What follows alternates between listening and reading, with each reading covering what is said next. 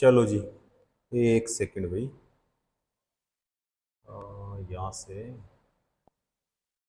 यहाँ से करेंगे भाई, है ना। चलो, देखो यहाँ पे जो हमारा आज की क्लास का पहला क्वेश्चन है यहाँ पे, गतिज ऊर्जा किसके बराबर है। गतिज ऊर्जा किसके बराबर है। सबसे पहले हम बात करें गतिज ऊर्जा की, तो गतिज ऊर्जा का यहाँ पे पूछा है फॉर्मूला। अब गतिज ऊर्जा का मतलब क्या होता है, इसका मतलब होता है काइनेटिक एनर्जी। ठीक है, बराबर क्या होगा, तो गतिज ऊर्जा बराबर जो होता है वो होता है 1/2 और गुणा में होता है द्रव्यमान। क्या होता है, द्रव्यमान, गुणा में क्या होता है, वेग स्क्वायर। ठीक है, अब यहां पे जो द्रव्यमान है इसका मतलब होता है m इंटू में v स्क्वायर। ठीक है, तो यहां पे काइनेटिक एनर्जी बराबर क्या होगा, तो गतिज ऊर्जा यानी काइनेटिक एनर्जी बराबर जो होगा वो 1/में होगा 2, गुणा में क्या होगा m इंटू में क्या होगा v स्क्वायर। ठीक है, तो बहुत ही अच्छा क्वेश्चन है, और ये जो क्वेश्चन है ये लगभग लगभग क्वेश्चन पूछा जाता है एग्जाम में। ठीक है, तो यहाँ पे m का मतलब द्रव्यमान हो गया और v का मतलब क्या हो गया, यहाँ पे वेग हो गया। ठीक है, तो गतिज ऊर्जा का फॉर्मूला बताओ यहाँ पे कौन सा होगा, तो यहाँ पे होगा हमारा ए ऑप्शन। ठीक है, 1/2 mv स्क्वायर। उसके बाद में यहाँ पे देखो इसमें है mgh, तो इसका भी क्वेश्चन पूछा जाता है। यहाँ पे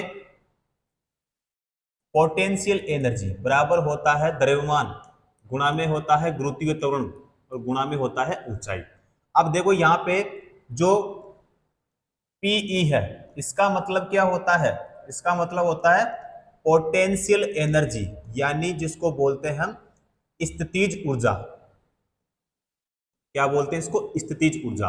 एम का मतलब क्या होता है, एम का मतलब होता है द्रव्यमान।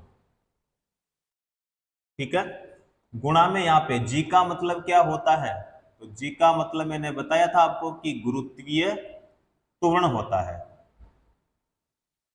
गुणा में क्या होगा, तो गुणा में होगा ऊंचाई।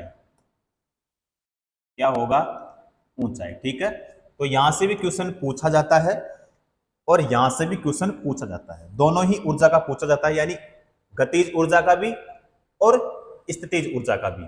ठीक है, तो स्थितिज ऊर्जा बराबर होता है m इंटू जी इंटू एच। तो यहाँ पे पोटेंशियल एनर्जी के लिए पूछे तो आपको v वाला बताना है। अब यहाँ पे कौन सा होगा हमारा, एक ऑप्शन। क्लियर, चलो अगला क्वेश्चन। 80 केजी की वस्तु को 40 मीटर की ऊंचाई तक लगभग 50 सेकंड में ऊपर उठाने हेतु आवश्यक औसत शक्ति क्या होगी। औसत शक्ति यहाँ पे दिया है जी का मान। अब जी का मतलब क्या हो गया, तो मैंने बताया था आपको कि इसका मतलब क्या होता है, गुरुत्वीय त्वरण होता है। ठीक है, मान कितना दिया है, 10 मीटर प्रति सेकंड स्क्वायर दिया है। अब यहाँ पे कल की क्लास में मैंने आपको फॉर्मूला बताया था कि P बराबर होता है m इंटू होता है g इंटू होता है h, और बटे में क्या होगा, तो बटे में होता है T होता है। या फिर इसी फॉर्मूले को अगर हम लिखना चाहे तो यहाँ पे P का मतलब तो क्या हो गया, देखो शक्ति। क्या हो गया, शक्ति हो गया। उसके बाद में यहाँ पे होगा स्थितिज ऊर्जा। क्या होगा, स्थितिज ऊर्जा। या फिर यहां पे लिख सकते हो कार्य। ठीक है, क्योंकि शक्ति बराबर क्या होता है, शक्ति बराबर होता है यानी P बराबर W का मतलब कार्य हो गया और T का मतलब क्या हो गया, समय। तो कार्य बटा समय, जो कि मैंने आपको इससे पहले वाली क्लासों में क्वेश्चन करवाया भी है। ठीक है, तो शक्ति बराबर स्थितिज ऊर्जा बटे में क्या होगा, तो यहाँ पे हो जाएगा समय, क्योंकि T है तो यहाँ पे क्या आएगा, समय। अब यहाँ पे इसमें देखो m कितना है, इधर मैं लिखवा देता हूं ताकि आपको और अच्छे से समझ में आ जाए।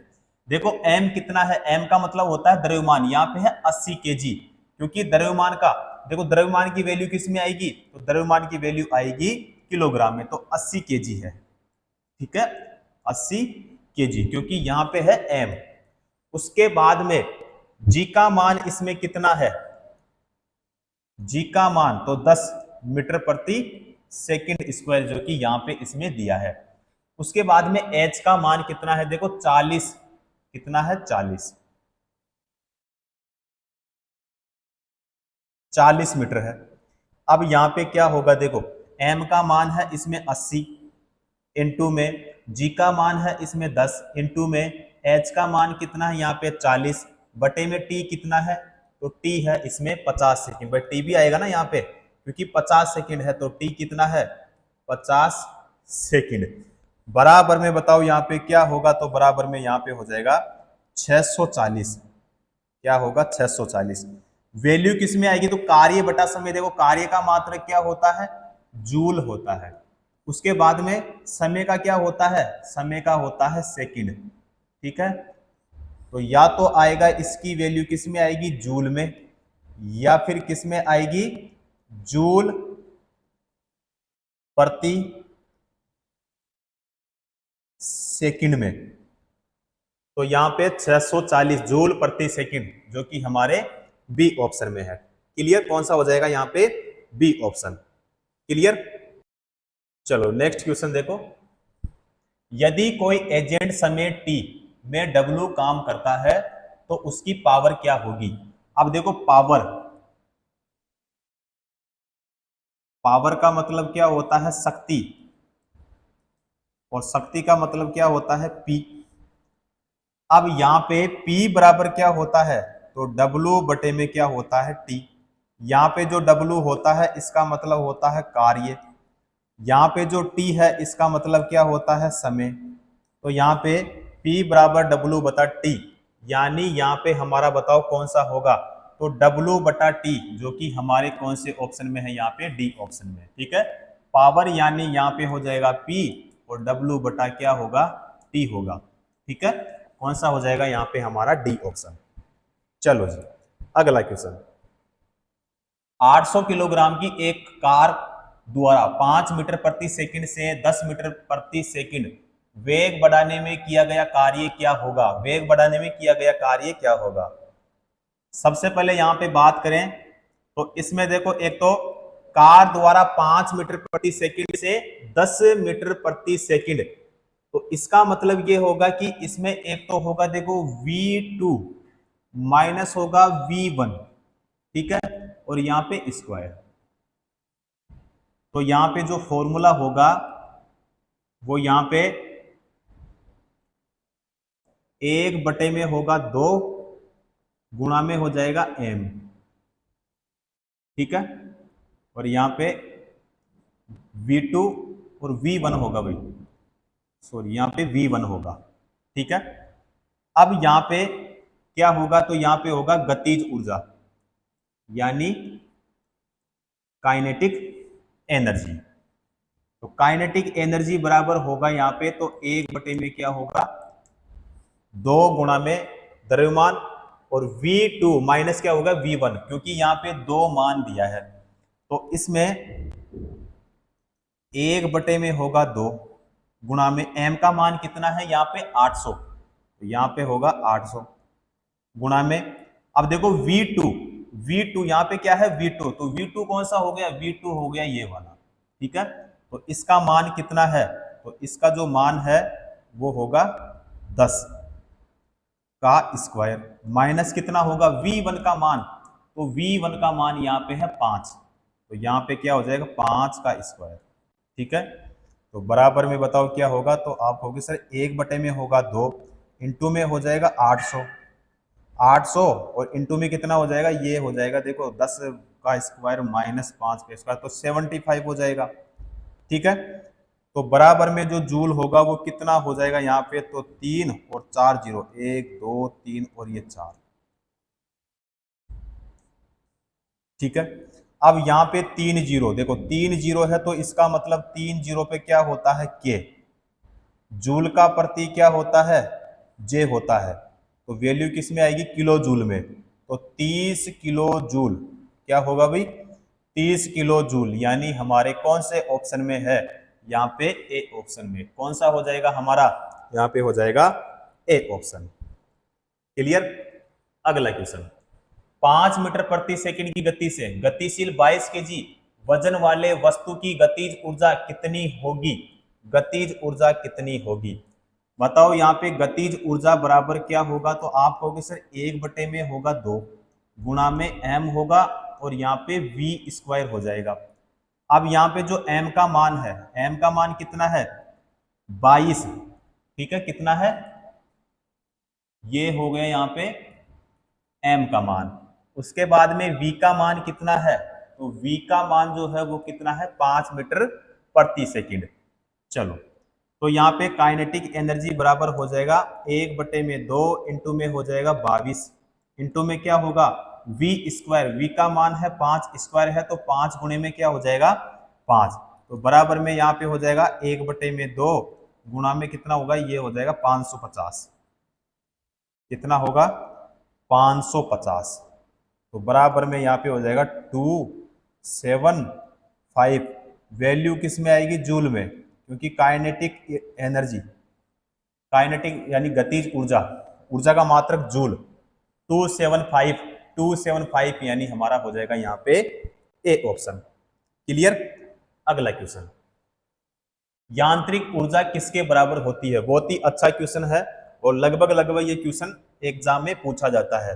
यांत्रिक ऊर्जा किसके बराबर होती है? तो यांत्रिक ऊर्जा जो होती है गतिज ऊर्जा और स्थितिज ऊर्जा। तो ए ऑप्शन में है गतिज ऊर्जा, लेकिन यहाँ पे है रासायनिक ऊर्जा, तो इसका मतलब ये नहीं होगा। गतिज ऊर्जा प्लस स्थितिज ऊर्जा, जो कि यहाँ पे सही होगा। गतिज ऊर्जा का मतलब क्या होता है? मैंने फॉर्मूला बताया था कि काइनेटिक एनर्जी और बराबर में यहाँ पे 1 में हो जाएगा 2 और यहाँ पे m इंटू में v स्क्वायर हो जाएगा। तो ये गतिज ऊर्जा का हो गया।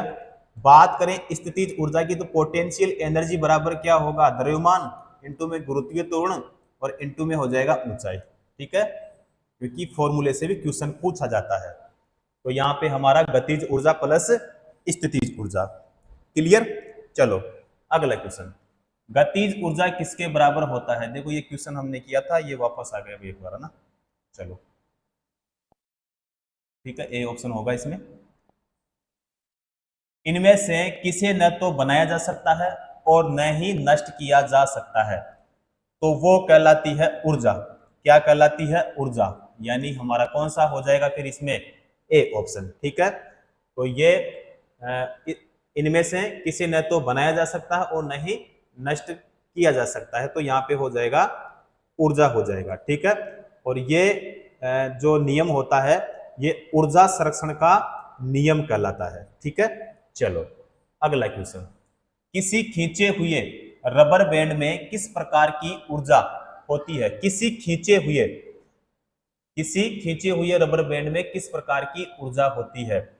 तो बताओ, स्थितिज ऊर्जा होगी या फिर गतिज ऊर्जा होगी, उष्मीय ऊर्जा होगी या फिर यहाँ पे रासायनिक ऊर्जा होगी? तो क्या होगी भाई? स्थितिज ऊर्जा, यानी हमारा हो जाएगा इसमें ए ऑप्शन। क्लियर? चलो अगला क्वेश्चन, यांत्रिक ऊर्जा, गतिज ऊर्जा और का संयोजन होता है। किसका संयोजन होता है? तो अभी यहाँ पे हमने देखा था कि स्थितिज ऊर्जा और गतिज ऊर्जा। ठीक है, यानी यांत्रिक ऊर्जा किसके बराबर होती है? तो गतिज ऊर्जा और स्थितिज ऊर्जा। अब यहाँ पे क्वेश्चन पूछा है कि यांत्रिक ऊर्जा, गतिज ऊर्जा और का संयोजन होता है। तो यांत्रिक ऊर्जा में हमने देखा था एक तो काइनेटिक एनर्जी यानी गतिज ऊर्जा, और एक देखा था हमने पोटेंशियल एनर्जी यानी स्थितिज ऊर्जा। तो स्थितिज ऊर्जा यहाँ पे हमारे कौन से ऑप्शन में है? सी ऑप्शन में। तो यहाँ पे हो जाएगा हमारा सी ऑप्शन यानी स्थितिज ऊर्जा। ठीक है, अगला, गतिशील वस्तु की गतिज ऊर्जा, काइनेटिक एनर्जी किस पर निर्भर करती है? किस पर निर्भर करती है? तो यहाँ पे वजन और इसके स्थान, तो ये नहीं होगा। द्रव्यमान और इसके स्थान, ये भी नहीं होगा। द्रव्यमान और त्वरण, ये भी नहीं होगा। अब यहाँ पे देखो द्रव्यमान जो कि m इंटू में वेग यानी v, ठीक है, स्क्वायर। तो यहाँ पे ये फॉर्मूला हमने देखा था कि यहाँ पे होगा 1/में 2 गुणा यहाँ बराबर, यहाँ पे हो जाएगा काइनेटिक एनर्जी। ठीक है, ये फॉर्मूला हमने देखा था। तो यहाँ पे m का मतलब द्रव्यमान होता है, v का मतलब वेग, तो यहाँ पे होगा हमारा डी ऑप्शन, जो कि ये क्वेश्चन अभी पहले मैंने आपको कराया भी था। क्लियर। अगला क्वेश्चन, ऊर्जा की व्यावसायिक इकाई कौन सी है? ऊर्जा की, तो किलो वाट हावर, किलो वाट हावर यानी किलो वाट घंटा, कौन सा होगा यहाँ पे हमारा? यहाँ पे हो जाएगा ए ऑप्शन। ठीक है, चलो अगला क्वेश्चन, निम्नलिखित में से कौन सी ऊर्जा सदैव धनात्मक होती है? कौन सी ऊर्जा सदैव धनात्मक होती है? वो होती है काइनेटिक एनर्जी। काइनेटिक एनर्जी, स्थितिज ऊर्जा नहीं होगा, स्थितिज ऊर्जा नहीं होगा, गतिज ऊर्जा सही हो जाएगा, गुरुत्वाकर्षण ऊर्जा ये भी नहीं होगा। कौन सा होगा यहाँ पे? B option. क्लियर। अगला, बांध में संग्रहित पानी में कौन सी ऊर्जा होती है? स्थितिज ऊर्जा या फिर गतिज ऊर्जा, विद्युत ऊर्जा, गुरुत्वाकर्षण या फिर गुरुत्वाकर्षण ऊर्जा। तो बांध में संग्रहित यानी एक बांध है, उसमें क्या है? पानी, इकट्ठा पानी है, तो उसमें कौन सी एनर्जी होती है? तो केवल वो इकट्ठा भरा पड़ा है, तो इसीलिए इसमें हो जाएगा फिर स्थितिज ऊर्जा। ठीक है, ऑप्शन हमारा क्या हो जाएगा? सही हो जाएगा। चलो जी अगला क्वेश्चन, निम्न में से कौन सी ऊर्जा किसी वस्तु की ऊंचाई के साथ बदलती है? गतिज ऊर्जा या फिर रासायनिक ऊर्जा, परमाणु ऊर्जा या फिर स्थितिज ऊर्जा? यहाँ पे स्थितिज ऊर्जा सही हो जाएगा, डी ऑप्शन। चलो नेक्स्ट क्वेश्चन, ऊर्जा न तो उत्पन्न की जा सकती है और न ही नष्ट की जा सकती है, लेकिन इससे एक रूप से दूसरे रूप में परिवर्तित किया जा सकता है। इसे क्या कहा जाएगा? इसे क्या कहा जाएगा? तो मैंने बताया था कि ये जो नियम होता है ये ऊर्जा संरक्षण का नियम होता है। ठीक है, तो ऊर्जा संरक्षण का नियम जो कि हमारे कौन से ऑप्शन में है? बी ऑप्शन में। क्लियर। चलो जी अगला क्वेश्चन, 2 किलोग्राम के एक द्रव्यमान वाली एक वस्तु ऊपर की ओर 20 मीटर प्रति सेकंड के प्रारंभिक वेग से फेंकी जाती है और 2 सेकंड बाद उसकी गतिज ऊर्जा कितनी होगी? यहाँ पे देखो जी का मान दिया है 10 मीटर प्रति सेकंड स्क्वायर। अब यहाँ पे इसमें देखो एक तो दिया है एम का मान। सबसे पहले देखो यहाँ पे हम देखें कि यहाँ पे u का मान कितना होगा। तो यहाँ पे देखो फॉर्मूला सबसे पहले देखें तो यहाँ पे फॉर्मूला लगेगा न्यूटन का। न्यूटन का कौन सा नियम? न्यूटन का प्रथम नियम। न्यूटन का प्रथम नियम। अब प्रथम नियम का फॉर्मूला कौन सा होता है? यानी v बराबर होगा u माइनस क्या होगा? g इंटू टी हो जाएगा। ठीक है, अब यहां पे u बराबर बताओ कितना लिखूंगा? तो 20 मीटर प्रति क्या होता है? सेकंड। t बराबर कितना लिखूंगा? तो यहां पे है 2 सेकंड, तो यहां पे 2 सेकंड हो जाएगा। उसके बाद में g का मान इसमें दिया है 10 मीटर प्रति सेकंड स्क्वायर और v बराबर कितना होगा? 20 माइनस कितना करूंगा? 10 गुणा में बताओ कितना? तो 2, यही होगा। तो v बराबर जो होगा वो हो जाएगा 0। क्या होगा? 0 हो जाएगा, यानी शून्य। काइनेटिक एनर्जी बराबर 1 बटे में लिखूंगा 2 इंटू में m इंटू में v स्क्वायर हो जाएगा। तो यहाँ पे 1 बटे में कितना हुई? 2। अब यहाँ पे m का मान कितना है? m का मान देखो यहाँ शुरू में दिया है इसमें 2 किलोग्राम, तो यहाँ पे 2 किलोग्राम इंटू में v का मान कितना है? तो यहाँ पे अभी हमने देखा कितना है? 0 का स्क्वायर। ठीक है, तो बराबर में यहाँ पे क्या होगा? 0 जूल। क्या होगा? 0 जूल हो जाएगा, 0 जूल। ठीक है, हमारे बी ऑप्शन में है। क्लियर?